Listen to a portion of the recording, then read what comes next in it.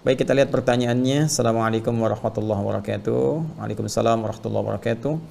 Saya sudah berusaha untuk mengikuti program menghafal Al-Quran seperti yang Ustadz diajarkan. Alhamdulillah, semoga Allah berikan pahala terbaik dari segala usaha yang telah Ibu sampaikan dan usahakan.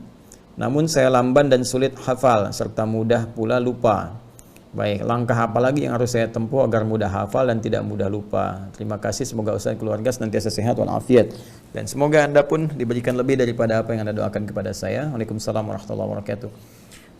Sifat hafal dengan lupa itu fitrah kehidupan. Saya mau bicara tentang lupa dulu ya. Lupa itu dibagi dua. Ada lupa yang sifatnya anugerah, ya.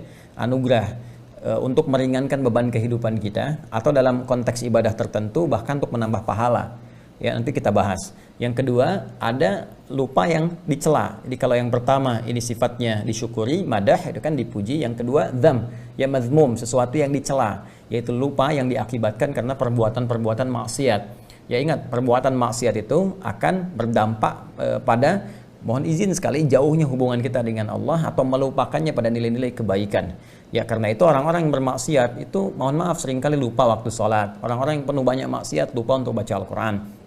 Sehingga dari sifat lupa ini jadi jauh dari sholat, jauh dari Al-Quran, jauh dari nilai-nilai kebaikan menurut syariat Islam dan sebagainya. Nah, ini yang dibawa dari maksiat. Ya. Kemudian ada lupa yang dipuji yang pertama tadi. Lupa yang dipuji ini terbagi pada dua bagian. Pertama, takhfiful haya, untuk meringankan aspek kehidupan. Jadi misalnya kalau kita diberikan oleh Allah sifat lupa dalam beberapa hal yang kiranya bisa meringankan beban kita, maka itu harus disyukuri. Ya, kita bersyukur. Bayangkan kalau semua manusia ingat terus, wah barangkali, mohon maaf itu ya, bisa jadi terganggu nanti jalan pikirannya. Jadi kena penyakit tertentu yang memberikan beban berat. Anda ingat dari mulai lahir sampai sekarang, ingat semua kejadian, gak bisa tidur Anda.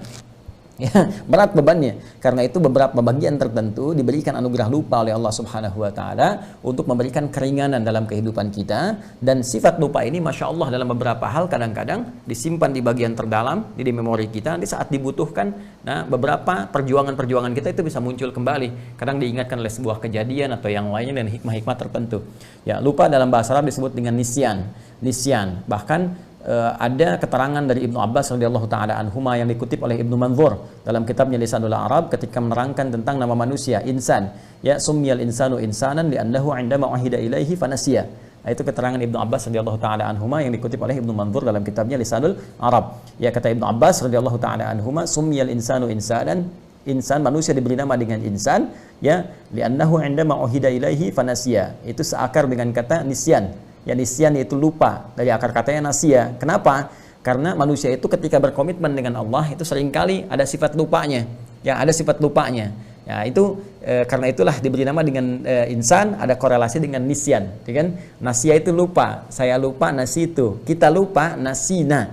Maka dalam konteks kehidupan kita berdoa, Rabbana la tu'akhidna in nasina au akhtana. Ini jenis lupa yang pertama. Ya Allah, jangan biarkan kami ya Allah ketika kami lupa itu kami berbuat salah gitu. Dengan lupa kami salah. Nah, itu konteks yang tadi saya sampaikan dalam keterangan saya yang pertama. Ada lupa yang cenderung mengarah kepada maksiat. Ada lupa yang sifatnya anugerah yang tadi saya sampaikan, ya, untuk meringankan beban kehidupan. Atau yang kedua, menambah nilai pahala dalam konteks ibadah tertentu. Contohnya apa? Al-Quran. Ya, jadi ada kondisi tertentu yang orang ini nggak maksiat, ikhtiarnya banyak sekali, bahkan dia tahajud juga, dia puasa juga, dia meninggalkan maksiat. Tapi ketika menghafal Quran, kok kayaknya susah gitu. Ya, dalam tanda petik ya, padahal Allah katakan nggak ada yang susah. Tapi qadar Allah ditetapkan oleh Allah bagi orang ini misalnya nggak secepat yang lain. Orang lain misalnya dalam 10 menit hafal 1 halaman, orang ini sudah 1 jam belum hafal. Bahkan 10 jam masih terlambat-lambat. Ya, ada yang pindah lupa sebelumnya misalnya kan. Apa di antara hikmahnya? Ternyata di antara hikmahnya itu rahmat Allah Subhanahu wa taala, di antaranya untuk memberikan tambahan pahala kepadanya dengan mengulang apa yang telah dia tadi usahakan untuk dihafal. Jadi makanya menghafal Quran itu sering saya katakan bukan berapa banyak hafalan yang dikumpulkan, bukan berapa juz yang telah dihafalkan, tapi berapa banyak ikhtiar kita untuk menghadirkan Quran itu hadir dalam jiwa kita, ya, berdasarkan kemampuan usaha kita. Jadi yang dilihat oleh Allah, yang dinilai itu adalah ikhtiarnya, bukan berapa juz yang telah dihafalkan. Ya, kalau berapa juz yang telah kumpul itu yang menjadi pahala, rugi kita.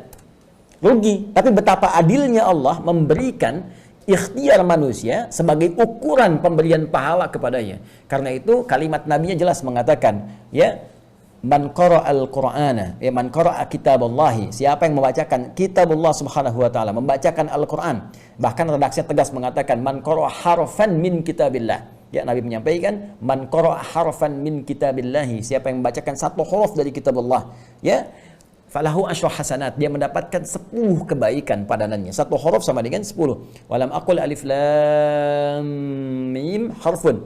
Ya, dan saya tidak katakan kata Nabi alif lam mim satu huruf, walakin alifun harfun, lamun harfun, mimun harfun, wa likulli harfin asyru hasanat. Tapi alifnya satu huruf, lamnya satu huruf, mimnya satu huruf, setiap hurufnya 10 kebaikan. Nah, sekarang Anda ambil dari rumus ini, ya, terapkan dalam kehidupan kita. Bagaimana seseorang yang ketika dia mencoba menghafalkan satu ayat saja, dzalikal kitabu la raiba fihi hudal lil muttaqin. Dalam perjuangan dia, mustahil ada orang misalnya secara umum ya, umumnya sekali membacakan itu misalnya pada umumnya ya, saya tidak mengatakan kekhususan pada orang tertentu. Secara umum dia bacakan sekali langsung selesai, hafal, tertanam kuat. Tidak.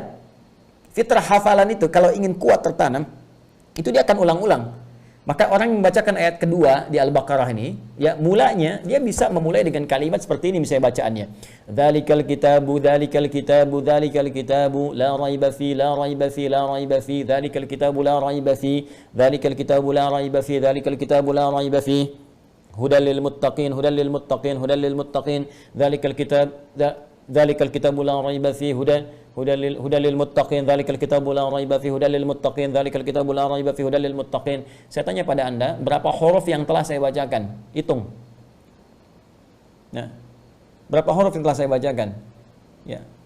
Saya ingin mengatakan kalikan dengan pengulangan yang telah tadi saya bacakan. Karena bacaannya siapa yang baca satu huruf? Saya kan baca berulang-ulang tadi. Mengulang itu kan membaca lagi. Jadi ada orang yang diinginkan oleh Allah Subhanahu wa taala melimpah dulu pahala kepadanya. Kata Allah, urusan hafal Quran nanti gampang, ya. Bagi Allah itu mudah, begitu dimudahkan menghafal semudah-mudahnya. Mungkin sekarang berjuang 1 bulan, 2 bulan sulit, tiba-tiba bisa terjadi dalam sebulan berikutnya bisa 30 juz hafal. Kalau Allah berkehendak untuk memudahkan. Ya, tapi ada sesuatu hikmah yang besar yang Allah ingin anugerahkan.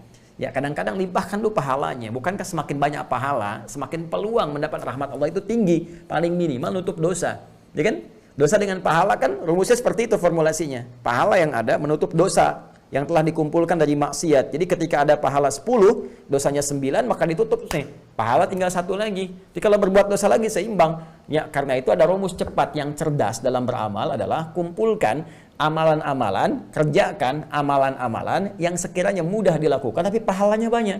Itu rumus ekonomi kan, modal sekecil-kecilnya keuntungan banyak gitu kan. Baca Al-Quran itu diantaranya. Baca Al-Quran diantaranya. Begitu Anda bacakan Al-Fatihah aja. Ya, Al-Fatihah kan 7 ayat. Kalikan berapa huruf? Ya, 17 kali baca dalam sehari. Itu berapa pahala dikumpulkan? Kalikan 10 lagi. Paling minimal.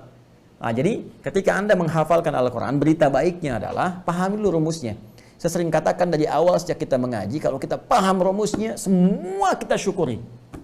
Ya, maka rumus cepatnya sekali lagi, ingat Allah melihat pada prosesnya, pada ikhtiarnya, bukan berapa banyak yang telah kita hafalkan. Ya, nanti setelah itu terjadi, Allah berikan kemudahan kepada kita semua. Walladzi yatata'ta wa huwa syaqqun 'alaihi falahu ajran. Ya, siapa yang berusaha semaksimal mungkin, tidak pernah putus asa, dia berusaha walaupun terbata-bata mulai menghafalkannya, mengucapkan hurufnya misalnya, maka diberikan 2 pahala, 2 kali lipat bahkan, Allahu Akbar, 2 kali lipat.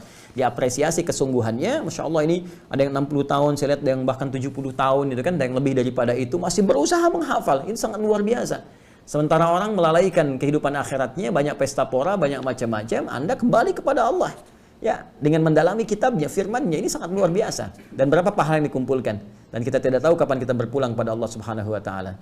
Jadi syukuri nikmat itu dan bawa kepada semangat, jangan putus asa. Ya, dalam konteks kita menghafal. Bismillah, teruskan sampai dalam keadaan kita pulang kepada Allah dalam sedang berinteraksi dengan Al-Qur'an. Wallahu taala a'lam bissawab.